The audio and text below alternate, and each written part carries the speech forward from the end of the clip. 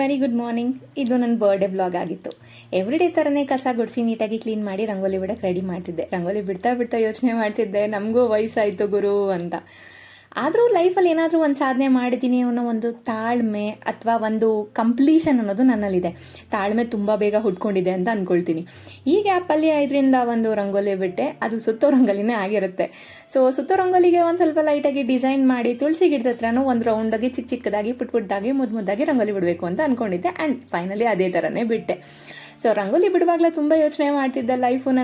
Life ನನಗೆ ಹೇಳ್ಕೊಟ್ಟಿರೋದು ಹೇಗೆ ಅಂತ ಹೇಳಿದ್ರೆ, ಪ್ರತಿದಿನ ಪ್ರತಿ ಕ್ಷಣ ನಾವು ಏನೋ ಒಂದು ಕಲಿತೀವಿ ಅಂತ.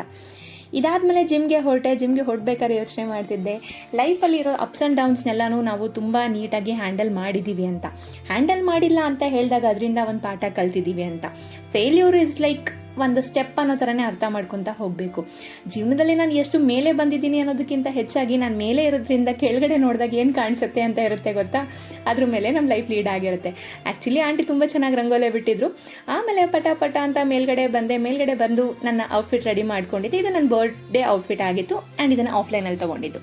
ಸ್ನಾನ ಮಾಡಿ ದೇವ್ರ ಪೂಜೆ ಮಾಡಿದ್ಮೇಲೆ ನಾನು ಅವತ್ತೇ ಹೇಳಿದ್ದೆ ಅಲ್ಲ, ಈ ಬಾಕ್ಸಲ್ಲಿ ಏನೋ ಇದೆ ಅಂತ. ಆ್ಯಂಡ್ ಈ ಬಾಕ್ಸ್ ಬಂದು ಒಂದು ಬ್ರಾಸ್ಲೆಟ್ ಇರುತ್ತೆ. And it like every year ನಾನು ಸೆಲ್ಫ್ ಗಿಫ್ಟ್ ಮಾಡ್ಕೊಳ್ತೀನಿ. ಆ್ಯಂಡ್ ಈ ಇಯರ್ ಸೆಲ್ಫ್ ಗಿಫ್ಟ್ ನಂದು ಇದಾಗಿತ್ತು. ಆ್ಯಕ್ಚುಲಿ ಅಮ್ಮ ಹೇಳ್ತಿದ್ರು ಬಳೆ ಮಾಡಿಸ್ಕೊ ಅಂತ.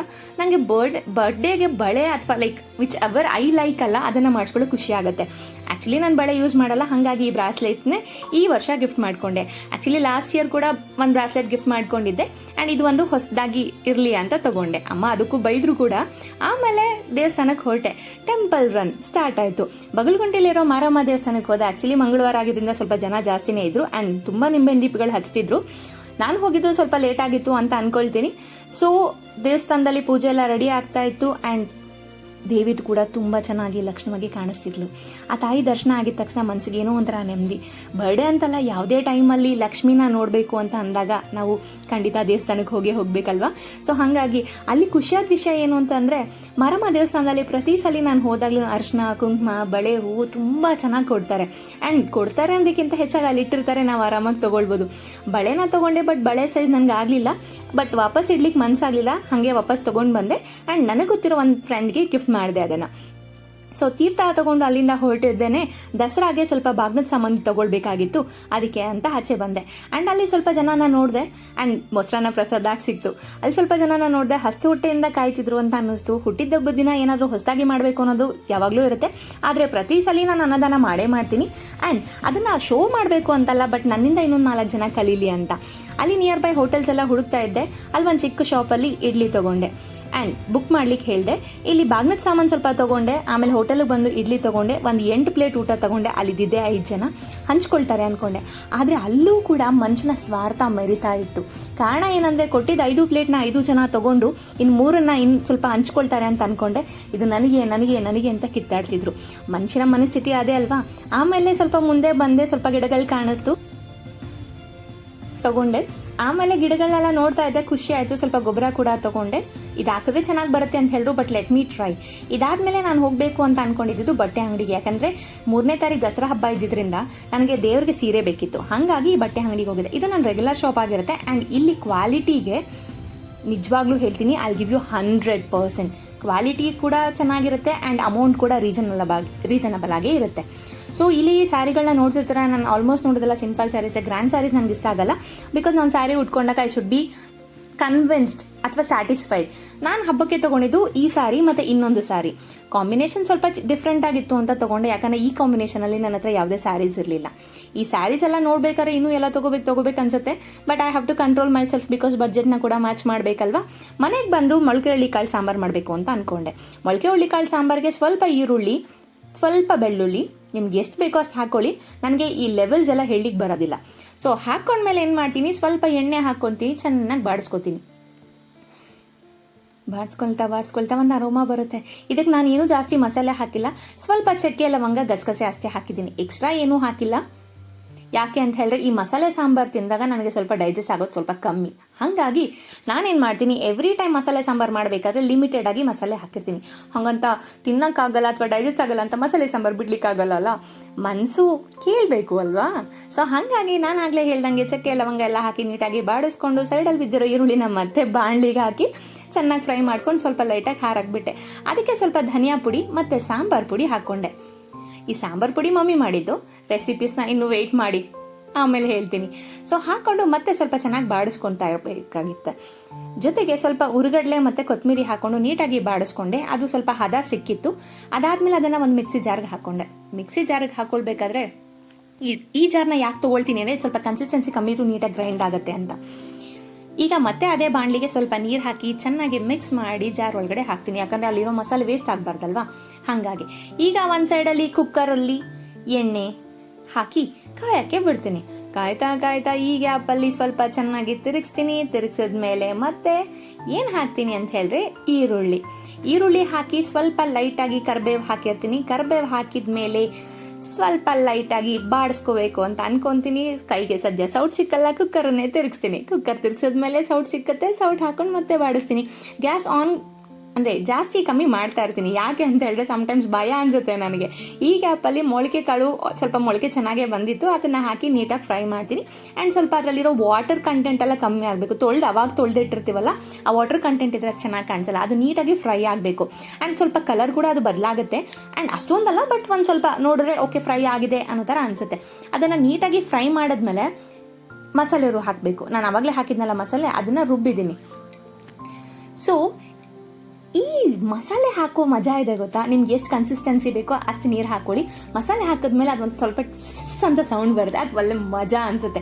ನಿಮಗೆಲ್ಲ ಹೇಗೋ ಗೊತ್ತಿಲ್ಲ, ನನಗೆ ಕನ್ಸಿಸ್ಟೆನ್ಸಿ ಸ್ವಲ್ಪ ಗಟ್ಟಿ ಬೇಕು. ಬಿಕಾಸ್ ನಾನು ಆಗಲೇ ಹೇಳ್ದಂಗೆ ಮುದ್ದೆ ಮಾಡಬೇಕು ಅಂತ ಡಿಸೈಡ್ ಆಗಿದ್ದೀನಿ. ಸೊ ಅನ್ನಕ್ಕಾರ ಸ್ವಲ್ಪ ತೆಳು ಮಾಡ್ಕೊಳ್ಳಿ, ಮುದ್ದೆಗಾರ ಸ್ವಲ್ಪ ಗಟ್ಟಿ ಮಾಡ್ಕೊಳ್ಳಿ. ಆ್ಯಕ್ಚುಲಿ ಸ್ವಲ್ಪ ಗಟ್ಟಿ ಮಾಡಿಕೊಂಡ್ರೆ ತುಂಬ ಚೆನ್ನಾಗಿರುತ್ತೆ.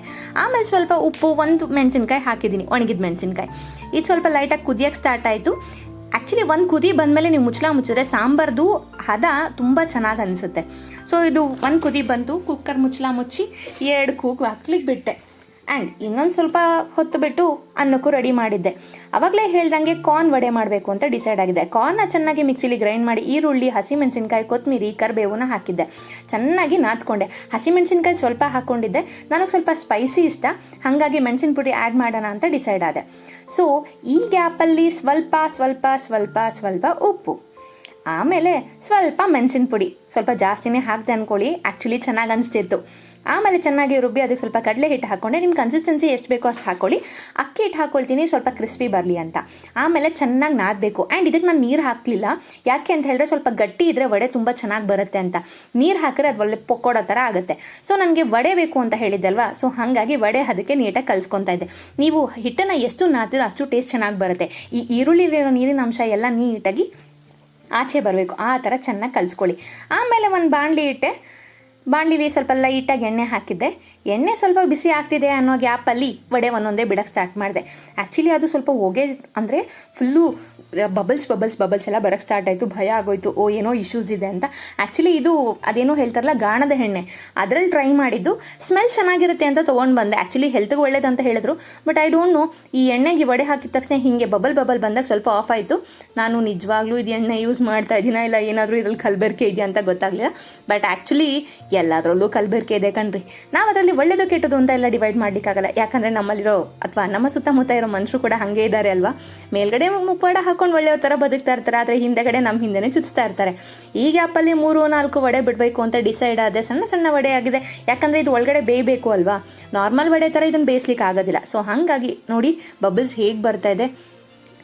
ಆ ಕಡೆ ಈ ಕಡೆ ಎಲ್ಲ ಟ್ರೈ ಮಾಡ್ತಾ ಇದ್ದೆ, ಭಯ ಆಗ್ತಾಯಿತ್ತು ಗೀಸ್ಟ್ ಆಗುತ್ತಾ ಅಂತ. ಯಾಕಂದರೆ ಇತ್ತೀಚಿನ ನ್ಯೂಸ್ಗಳೆಲ್ಲ ನೋಡ್ತಾ ಇದ್ದೀವಲ್ಲ, ಕುಕ್ಕರ್ ಬ್ಲಾಸ್ಟ್, ಗ್ಯಾಸ್ ಬ್ಲಾಸ್ಟ್ ಅಂತ. ಹಾಗಾಗಿ ಬಟ್ ಈ ಆಯಿಲ್ ಕೂಡ ಭಯ ಅನಿಸುತ್ತೆ ನನಗೆ. ಆ್ಯಕ್ಚುಲಿ ಅಡುಗೆ ಮಾಡಬೇಕಾದ್ರೆ ತುಂಬ ಮುಂಜಾಗ್ರತೆ ವಹಿಸಬೇಕು ಅಂತ ಹೇಳ್ತಾರೆ. ನಾವು ಹೆಣ್ಮಕ್ಳು ಏನು ಮಾಡ್ತೀವಿ ಅಂತ ಹೇಳಿದ್ರೆ ಫುಲ್ ಥರ ಮಾಡಬೇಕು ಅಂತ ಹೇಳಿ ಫುಲ್ ಅರ್ಜೆಂಟಲ್ಲ ಅದು ಮಾಡ್ತಾ ಇರ್ತೀವಿ. ಈ ಗ್ಯಾಪಲ್ಲಿ ವಡೆ ಟೇಸ್ಟ್ ನೋಡ್ತಾ ಇದ್ದೀನಿ, ದಯವಿಟ್ಟು ಅದನ್ನು ಇಗ್ನೋರ್ ಮಾಡಿ. ಯಾಕೆಂದರೆ ಉಪ್ಪು ಖಾರ ಬೇಕು ಅನ್ನೋ ಇವಾಗಲೇ ಹಾಕ್ಕೊಳ್ಳೋಣ ಅಂತ ಅಷ್ಟೇ, ಬೇರೇನಿಲ್ಲ. ಬಟ್ ನಮ್ಮಮ್ಮ ಈ ವಿಡಿಯೋ ನೋಡ್ರೆ ಪಕ್ಕ ಬೈತಾರೆ, ಎಷ್ಟು ಸಲ ಹೇಳಬೇಕು ಅಡುಗೆ ಮಾಡ್ಬೇಕಾದ್ರೆ ತಿನ್ನಬೇಡ ಅಂತ. ಬಟ್ ನನಗೆ ಅದು ಕಂಟ್ರೋಲ್ ಮಾಡೋಕ್ಕಾಗಲ್ಲ, ಬಿಕಾಸ್ ದಟ್ಸ್ ಎನ್ ಎಮೋಷನ್ ಅಲ್ಲ ವಡೆ. ಆ್ಯಂಡ್ ಇನ್ನೊಂದು ಕಡೆ ಮುದ್ದೆಗೆ ರೆಡಿ ಮಾಡ್ಕೊಳ್ಬೇಕು ಅಂತ ಹೇಳಿ ಸ್ವಲ್ಪ ನೀರು ಹಾಕಿ ಇಟ್ಟಿದ್ದೆ. ಅಂದರೆ ಸ್ವಲ್ಪ ನೀರು ಕುದೀಲಿ. ನಮ್ಮಲ್ಲಿ ಏನು ಹೇಳ್ತಾರೆ ಗೊತ್ತಾ, ಅದು ಹೆಸರು ಬರಬೇಕು ಅಂತ ಹೇಳ್ತಾರೆ. ನಿಮ್ಮ ಕಡೆ ಎಲ್ಲ ಹೇಗೆ ಹೇಳ್ತಾರೆ ದಯವಿಟ್ಟು ಕಮೆಂಟ್ ಮಾಡಿ. ಅಂದರೆ ನಾವು ಮುದ್ದೆಗೆ ಇಡ್ತೀವಿ ಅಂದರೆ ಮುದ್ದೆಗೆ ಹೆಸರಿಡಬೇಕು ಅಂತ ಹೇಳ್ತೀವಿ. ಮುದ್ದೆ ಹೆಸರೇನು ಬದಲಾಗಲ್ಲ ಅಂದ್ಕೊಳ್ಳಿ, ಬಟ್ ನಮ್ಮ ಆಗಿನ ಕಾಲದವ್ರು ಏನಕ್ಕೆ ಹಂಗೆ ಇಟ್ಟರು ಅಂತ ಗೊತ್ತಿಲ್ಲ. ಯಾಕೆ ಆಗಿನ ಕಾಲದವ್ರನ್ನ ಕೇಳೋಣ ಅಂತ ಅಂದ್ಕೊಂಡ್ರೆ ಆಗಿನ ಕಾಲದವ್ರು ಇವಾಗ ಎಲ್ಲೂ ಇಲ್ವಲ್ಲ. ಸೊ ಮತ್ತು ಎರಡನೇ ಒಬ್ಬ ರೆಡಿ ಆಗ್ತಾಯಿತ್ತು ವಡೆ, ಬಟ್ ನನಗೆ ವಡೆ ತಿನ್ಬೇಕಂತ ಅನ್ನಿಸ್ತಾ ಇತ್ತು. ವಿಡಿಯೋ ಮಾಡ್ತಿದ್ರಿಂದ ಸ್ವಲ್ಪ ಕನ್ಫ್ಯೂಸ್ ಆಗ್ತಿದೆ. ಮುದ್ದೆದು ನೀರು ಅಂದರೆ ಸ್ವಲ್ಪ ಕುದೀತಾಯಿತು ನೀರು, ಅದಕ್ಕೆ ಸ್ವಲ್ಪ ಅನ್ನ ಹಾಕಿದ್ದೆ. ಅನ್ನನೂ ಸ್ವಲ್ಪ ಕುದಿಯೋಕ್ಕೆ ಸ್ಟಾರ್ಟ್ ಆಯಿತು. ಮತ್ತು ರಾಗಿ ಹಿಟ್ಟು ಹಾಕಿ ಚೆನ್ನಾಗಿ ಏನಂತ ಹೇಳ್ತಾರೆ ಅದಕ್ಕೆ ತಿರ್ಗಿಸ್ಕೊತಾ ಇದ್ದೆ. ಇದಕ್ಕಿನ್ನೂ ಏನೋ ಹೇಳ್ತಾರೆ, ನಂಗೆ ನಿಜವಾಗ್ಲೂ ಇದ್ರದ್ದು ಹೇಳಬೇಕಂದ್ರೆ ನಂಗೆ ತಲೆನೇ ಓಡ್ತಾ ಇಲ್ಲ ಅಂದ್ಕೊಳ್ಳಿ. ಚೆನ್ನಾಗಿ ತಿರುಗಿಸಿ ಮುದ್ದೆನ, ಅದು ನಮ್ಮ ಮನೇಲಿ ಹೆಂಗೆ ಹೇಳ್ಕೊಡ್ತಾರೆ ಅಂದರೆ ಮುದ್ದೆ ಮುಟ್ಟಿದ್ರೆ ಅಂಟಬಾರ್ದು. ಆ್ಯಂಡ್ ಆ್ಯಕ್ಚುಲಿ ಮಾಡಿದ್ದೆ ಒಂದು ಮುದ್ದೆ. ಇದನ್ನು ನಮ್ಮಮ್ಮ ನೋಡ್ರೆ ಪಕ್ಕಾ ಬೈತಾರೆ, ನಿನಗೆ ಎಷ್ಟು ಹೇಳಬೇಕು, ಮಾಡಿದ್ರೆ ಜಾಸ್ತಿ ಮಾಡ್ಕೊ ಅಂತ ಬೈತಾರೆ. ಬಟ್ ಈ ಗ್ಯಾಪಲ್ಲಿ ಮುದ್ದೆ ಚೆನ್ನಾಗಾಗಿತ್ತು. ಇದು ಮುದ್ದೆ ಬ್ಯಾಟ್ ಅಂತ ಅಂದ್ಕೊಳ್ಳಿ. ಆ್ಯಂಡ್ ಇದು ಮುದ್ದೆ ಕೆರೆಯೋದು ಅಂತ ಹೇಳ್ತಾರೆ, ಬಟ್ ಇದರ ಹೆಸರೆಲ್ಲ ನಂಗೆ ಗೊತ್ತಿಲ್ಲ. ಆ್ಯಂಡ್ ಈ ಮುದ್ದೆ ಬ್ಯಾಟ್ ಮೇಲೆ ಮುದ್ದೆದು ಹಿಟ್ಟು ಹಾಕಿ ಚೆನ್ನಾಗಿ ನೀರು ಹಾಕಿ ಚೆನ್ನಾಗಿ ಎಷ್ಟು ಚೆನ್ನಾಗಿ ಅಂದರೆ ಅದು ರೌಂಡ್ ಬರಬೇಕು ಆ ರೇಂಜಿಗೆ ರುಬ್ಬಿದೆ. ಅದು ರುಬ್ಬಿ ಚೆಂಡಿನ ಆಕಾರದಲ್ಲಿ ಆಯಿತು. ಚೆಂಡಿನ ಆಕಾರದಿಂದ ಈಗ ಸಾಂಬಾರ್ ಕಡೆಗೆ ಬಂತು. ಒಂದು ಒಳ್ಳೆ ಕ್ರಿಕೆಟ್ ಸ್ಟೇಡಿಯಂ ನೋಡ್ದಂಗೆ ಅನ್ನಿಸ್ತಾ ಇತ್ತು. ಮೊಳಕೆ ಹುಳ್ಳಿಕಾಳು ಸಾರು ಚೆನ್ನಾಗಿ ಅನಿಸ್ತಾ ಇತ್ತು. ಸ್ಮೆಲ್ ಕೂಡ ತುಂಬ ಚೆನ್ನಾಗಿ ಬರ್ತಾ ಇತ್ತು. ಆ್ಯಕ್ಚುಲಿ ಮಸಾಲೆ ಅಷ್ಟೊಂದು ಆಗಿರಲಿಲ್ಲ ಅಂತ ಅಂದ್ಕೊಳ್ತೀನಿ, ಯಾಕೆಂದರೆ ಖಾರ ಅಷ್ಟೊಂದು ಇರಲಿಲ್ಲ. And it was tasting good. ಈ ಗ್ಯಾಪಲ್ಲಿ ಅನ್ಕೊತಾ ಇದ್ದೆ ಒಂದು ಆಲೂಗಡ್ಡೆನೂ ಹಾಕಿದ್ರೆ ಚೆನ್ನಾಗಿರ್ತಿತ್ತು ಅಂತ. ಬಟ್ ಆಮೇಲೆ ಇಲ್ಲ ಇದೇ ಚೆನ್ನಾಗಿದೆ ಅಂತ ಹೇಳಿ ನಾನೇ ಡಿಸೈಡ್ ಆದೆ. ಯಾಕಂದರೆ ನಾನೇ ಮಾಡಿದ್ದಲ್ವಾ, ನಾನೇ ಕಮೆಂಟ್ ಮಾಡಿದ್ರೆ ಚೆನ್ನಾಗಿರಲ್ವಲ್ಲ. ಆಮೇಲೆ ಒಂದು 4 ವಡೆ ಹಾಕ್ಕೊಂಡೆ. ಆಮೇಲೆ ಎಲ್ಲ ಮುಗಿಸಿ ಎಲ್ಲಿಗೆ ಹೋದೆ ಅಂತ ಗೊತ್ತಾ? ಗರುನಹಳ್ಳಿ ದೇವಸ್ಥಾನಕ್ಕೆ ಹೋದೆ. ಈ ಗರುನಹಳ್ಳಿ ದೇವಸ್ಥಾನದಲ್ಲಿ ಒಳಗಡೆ ಎಲ್ಲ ಫೋಟೋಸ್ ತೊಗೊಳ್ಳಿಲ್ಲ, ಆಚೆಯಿಂದ ತೊಗೊಂಡೆ. ಆಮೇಲೆ ಆಚೆ ಕಡೆ ಶಾಪ್ಸಲ್ಲಿ ಏನಾದ್ರು ಪರ್ಚೇಸ್ ಮಾಡೋಣ ಅಂದ್ಕೊಂಡೆ, ಫುಲ್ಲಾಗಿ ಕಾಸ್ಟ್ಲಿ ಆಗಿತ್ತು. ಆ್ಯಂಡ್ ಐಟಮ್ಸು ಏನೂ ಇರಲಿಲ್ಲ. ಆ್ಯಂಡ್ ಆಮೇಲೆ ಬಂದಿದ್ದೆ ಮಸಾಲೆ ಪುರಿ ಅಂಗಡಿಗೆ. ಹೊಟ್ಟೆ ಹಸ್ತಿತ್ತು, ಮಸಾಲೆ ಪುರಿ ಬೇಕು ಅನಿಸ್ತಿತ್ತು. ಮಸಾಲೆ ಪುರಿ ತೊಗೊಂಡೆ ಆ್ಯಂಡ್ ತಿಂದು ಆಮೇಲೆ ಅಲ್ಲಿಂದ ಹೊರಟ್ಮೇಲೆ ಫ್ರೆಂಡ್ ಜೊತೆ ಬಂದು ಫ್ರೆಂಡ್ ನನಗೆ ಬರ್ಡೇ ಕೇಕ್ ಕಟ್ ಮಾಡಿಸಿದ್ಲು. And I have enjoyed my birthday a lot. Thank you so much everyone. ಯಾಕೆ ಅಂದರೆ you made my birthday super good.